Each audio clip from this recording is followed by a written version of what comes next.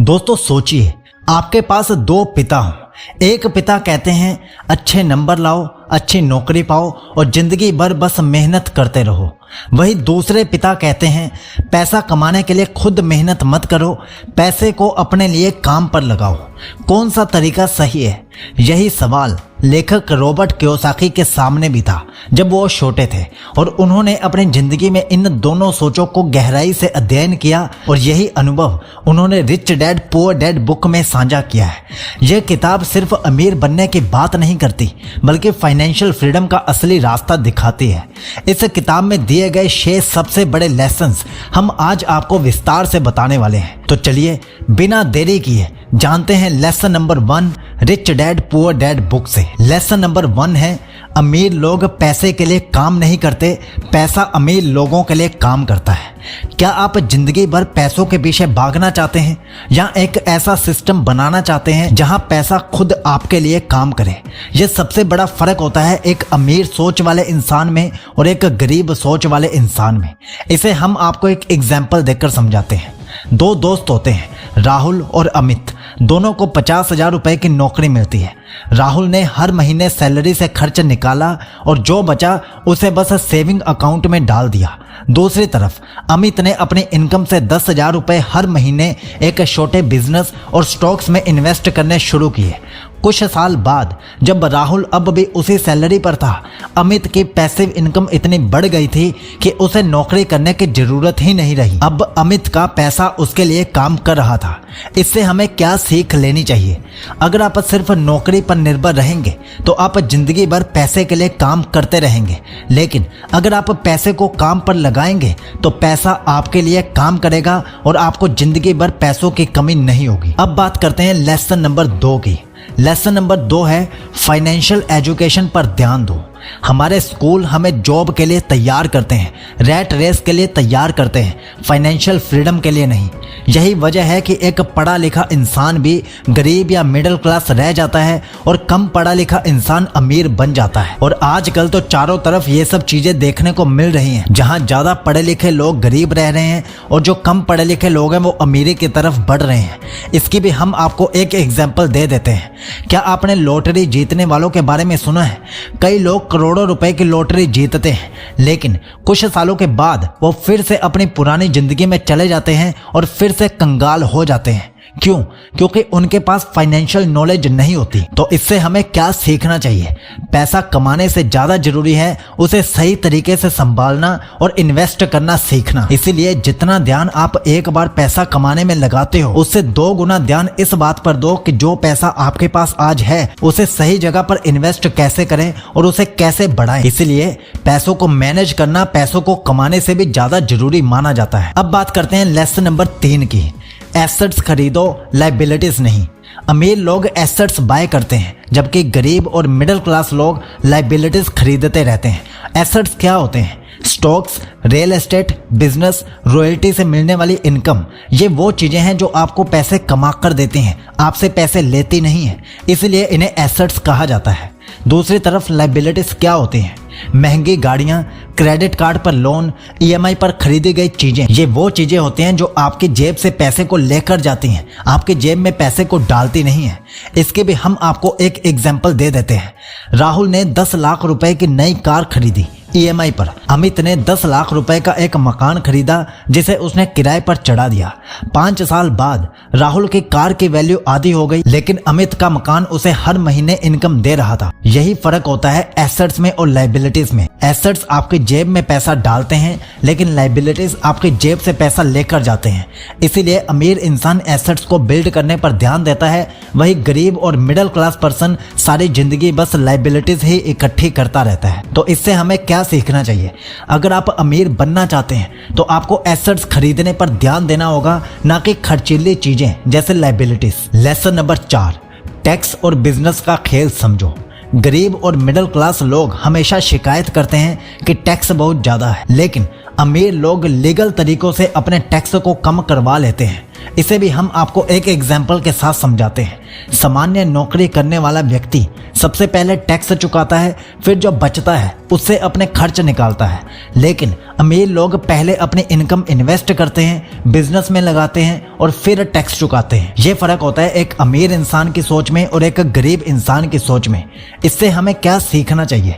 अगर आप अमीर बनना चाहते हैं तो बिजनेस और टैक्स की समझ आपको रखनी होगी, क्योंकि ये दोनों चीजें आपके पैसों को बचाएंगी भी और आपके पैसों को बढ़ाएंगी भी और आपके फाइनेंशियल एजुकेशन को भी कई गुना ऊपर ले जाएंगी।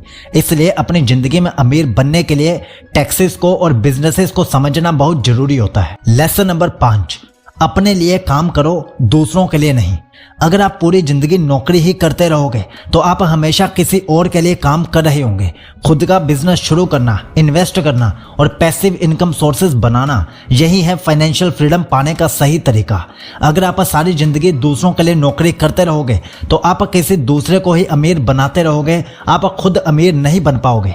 आप एक रैट रेस में ही घूमते रहोगे। तो इससे हमें क्या सीखना चाहिए? अगर आप सिर्फ नौकरी करेंगे तो आप जिंदगी भर पैसे के लिए भागते रहेंगे, लेकिन अगर आप खुद के लिए काम करेंगे तो पैसा आपके लिए भागेगा और आपको फाइनेंशियल फ्रीडम देने की जिम्मेदारी खुद पैसा उठा लेगा। अब बात करते हैं लेसन नंबर 6 की। लेसन नंबर 6 है डर को कंट्रोल करो और एक्शन लो। अमीर लोग भी डरते हैं, उन्हें भी डर लगता है, लेकिन वे अपने डर को कंट्रोल करके सही फैसले लेते हैं। आपने एक कहावत सुनी होगी कि risk takers are the money makers.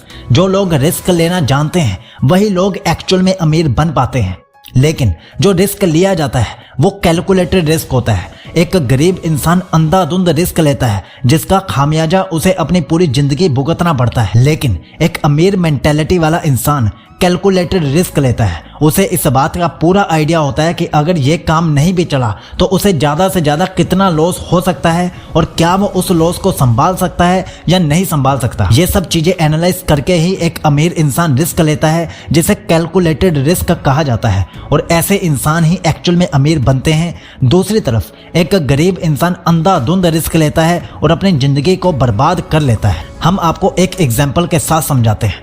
Ratan Tata sir ने जब नैनो कार लॉन्च की थी तो यह एक रिस्की इन्वेस्टमेंट था, लेकिन उन्होंने रिस्क लिया और उनके इस इनोवेशन से पूरी ऑटोमोबाइल इंडस्ट्री को सीख मिली। हम सब जानते हैं कि नैनो एक फेलियर प्रोजेक्ट था, लेकिन फिर भी रतन टाटा सर के पास 36 और तरीके थे पैसा कमाने के। ये सिर्फ उन्होंने कैलकुलेटेड रिस्क लिया, कुछ नया ट्राई करने की कोशिश की, जो फेल भी हो गया, लेकिन उन्हें ज़्यादा फर्क भी नहीं पड़ा क्योंकि उनके पास और इनकम सोर्सेज थे। इसे कहते हैं कैलकुलेटेड रिस्क लेना। तो आप भी अपनी लाइफ में रिस्क लीजिए, अमीर बनिए, लेकिन वो रिस्क कैलकुलेटेड होना चाहिए। आपको ये पता होना चाहिए कि वो रिस्क लेने से आपको ज़्यादा से ज़्यादा नुकसान क्या हो सकता है और क्या आप उस नुकसान को झेलने के लिए तैयार हो। अगर आप तैयार हो तो आपको वो रिस्क ले लेना चाहिए, क्योंकि risk takers are the real money makers. तो इससे हमें सीख ये लेनी चाहिए, अगर आप कुछ नया नहीं करेंगे तो आप वही रहेंगे जहां आप आज हैं, और कुछ नया करने के लिए आपको अपने डर को कंट्रोल करना होगा और रिस्क लेने होंगे, तभी आप लाइफ में आगे बढ़ पाओगे। तो अब हम आपको कंक्लूजन, निष्कर्ष दे देते हैं कि आपको इस बुक से क्या क्या मेजर बातें सीखनी चाहिए। नंबर 1, जॉब के भरोसे मत बैठो, पैसा कमाने के और रास्ते बनाओ। जॉब के अलावा भी 36 तरीके होते हैं जिससे आपके जेब में पैसा आ सकता है, और आपको फोकस करना चाहिए पैसिव इनकम सोर्सेज बिल्ड करने पर, एक्टिव इनकम सोर्सेज पर नहीं। नंबर 2, पैसा कमाने से ज़्यादा जरूरी उसे सही जगह इन्वेस्ट करना होता है। एक बार पैसा आपके हाथ में आ गया, उसे आप कहाँ इन्वेस्ट करते हो, कैसे मैनेज करते हो, ये चीज़ ज़्यादा मैटर करती है पैसा कमाने से। इसलिए जितना ध्यान आप पैसा कमाने पर देते हो उसे 2 गुना या 3 गुना ध्यान आपको इस बात पर देना चाहिए कि आप उस पैसे को मैनेज कैसे करते हो। नंबर 3, अपने पैसे को खर्च मत करो, उसे एसेट्स में लगाओ। अपनी जरूरतों को पहचानो और सिर्फ जरूरतों पर पैसा खर्च करो, उसके बाद एसेट्स बिल्ड करो, और एक बार एसेट्स बिल्ड हो गए तो उससे जो पैसा आएगा उससे आप अपने खर्चे कर सकते हो। लेकिन सबसे पहले आपका ध्यान इस बात पर होना चाहिए कि आप ज्यादा से ज्यादा एसेट्स बिल्ड करने पर ध्यान दो, ताकि आप जल्द से जल्द रैट रेस से बाहर आ सको और पैसा आपके लिए काम करे, आप पैसों के लिए काम ना करो। नंबर 4, टैक्स और बिजनेस का सही ज्ञान लो। एक अमीर इंसान लीगल तरीके से टैक्सेस और बिजनेसेस को समझता है और उसे अपने फेवर में यूज करता है, लेकिन गरीब इंसान हमेशा रोता रहता है कि टैक्स बहुत ज्यादा है। इसलिए टैक्सेस को और बिजनेसेस को समझो और उन्हें अपने फेवर में इस्तेमाल करना सीखो। नंबर 5, डर से बाहर निकलो और सही एक्शन लो। लाइफ में रिस्क लेना सीखो, लेकिन रिस्क वही होना चाहिए जो कैलकुलेटेड हो। इससे आप रिस्क भी लोगे और लाइफ में आगे भी बढ़ोगे। अब आपसे एक सवाल, क्या आप भी सिर्फ नौकरी करते रहना चाहते हैं या फाइनेंशियल फ्रीडम पाना चाहते हैं? अगर हाँ, तो अभी से फाइनेंशियल एजुकेशन पर ध्यान देना शुरू करें और अपने पैसे को स्मार्टली इन्वेस्ट करना सीखें। अगर आपको ये ऑडियो बुक पसंद आई तो लाइक करें और शेयर करें ताकि हर एक इंसान इसे सीख सके। और इस चैनल को सब्सक्राइब करके बेल आइकन जरूर दबा लें, क्योंकि इस चैनल पर अब सिर्फ वही ऑडियो बुक्स आएंगी जो पैसों के बारे में आपको सिखाएंगी या फिर इन्वेस्टमेंट के बारे में आपको और अपडेट करेंगी। तो चैनल को सब्सक्राइब जरूर कर लेना। अब वक्त आ गया है अमीर सोच को अपनाने का। जय हिंद।